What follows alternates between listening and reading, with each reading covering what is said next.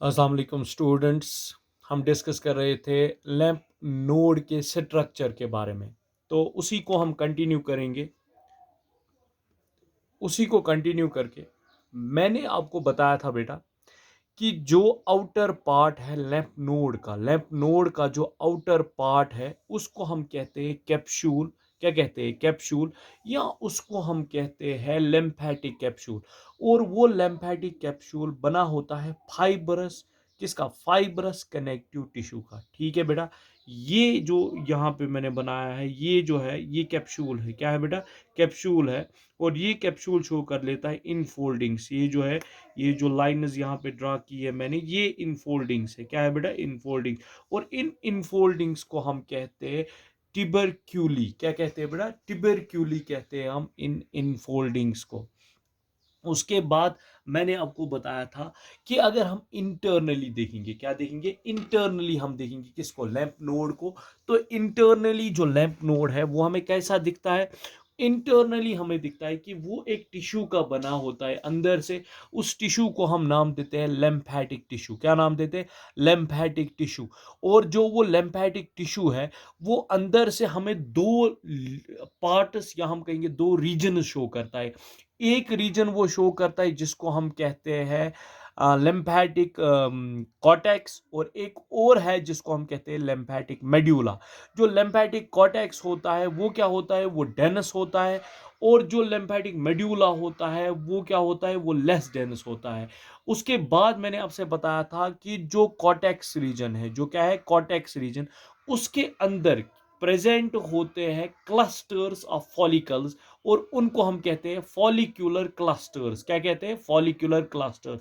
और जो follicular clusters है उसके अंदर प्रेजेंट होते हैं, क्या प्रेजेंट होते हैं? उसके अंदर प्रेजेंट होते हैं लेम्फोसाइट्स। क्या प्रेजेंट होते हैं? लेम्फोसाइट्स। लेकिन वो जो लेम्फोसाइट्स है वो एक्चुअल में होते हैं दो टाइप्स के। कितने टाइप्स के? दो, या हम कहेंगे दो स्टेज में होते हैं। कितने स्टेज में होते हैं? दो स्टेज में।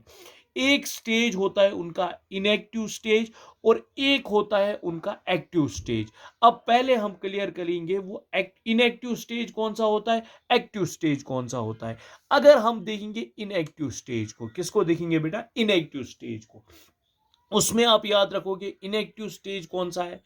कि जिस वक्त नॉन फंक्शनल होगी, नॉन फंक्शनल जब लेम्फोसाइट होगी उसको हम कहते हैं इनएक्टिव स्टेज। ठीक।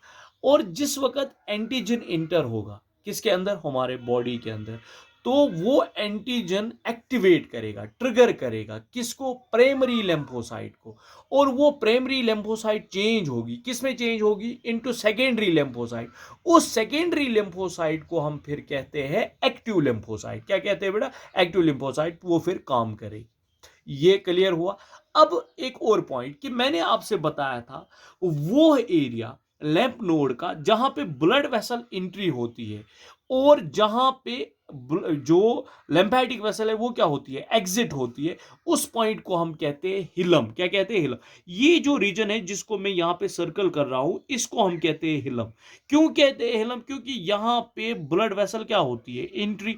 एंट्री होती है ब्लड वेसल्स की, और वहां से एग्जिट होता है। क्या एग्जिट होती है? Efferent lymphatic vessel. दो वेसल्स होती है, एक होती है एफरेंट लिम्फेटिक वेसल, और होती है एक जिसको हम कहते हैं इफरेंट। एफरेंट कहते हैं जो लैंप को कैरी करती है और लाती है और पहुंचाती है कहां पे? पहुंचाती है लिम्फेटिक लैंप नोड में। और दूसरी वेसल होती है लिम्फेटिक वेसल, जो लैंप नोड को छोड़ देती है और वहां से लैंप को एक्सट्रैक्ट करती है और ले जाती है किसी और ऑर्गन में। उसको हम कहते हैं इफरेंट। क्या कहते हैं? Efferent blood lymphatic vessel. दो है ये, एफरेंट एंड इफरेंट। और यहां पे आपका कंप्लीट होता है the complete structure of lamp node. तो हमने डिस्कस किया पूरा लिम्फेटिक सिस्टम। तो मैंने आपको बताया कि लिम्फेटिक सिस्टम जो है, लिम्फेटिक सिस्टम जो है वो कितने पार्ट्स का बना होता है? 3 पार्ट्स का। एक पार्ट मैंने बताया जिसको हम कहते हैं lymph, सेकंड पार्ट मैंने आपको पढ़ाया lymph vessels और थर्ड पार्ट आज हमने कंप्लीट किया जिसको हम कहते हैं lymph nodes। अब इसमें रह जाता है जो हम कंटिन्यू करेंगे कल, that is some of the important lymphatic tissues. कुछ हमारे बॉडी के अंदर lymphatic इंपॉर्टेंट lymphatic टिश्यूज होते हैं, उनके बारे में हम बात करेंगे। वो इंशाल्लाह हम कल करेंगे। तब तक के लिए धन्यवाद और कल मिलेंगे इंशाल्लाह। तब तक के लिए goodbye. Have a nice day. Thank you.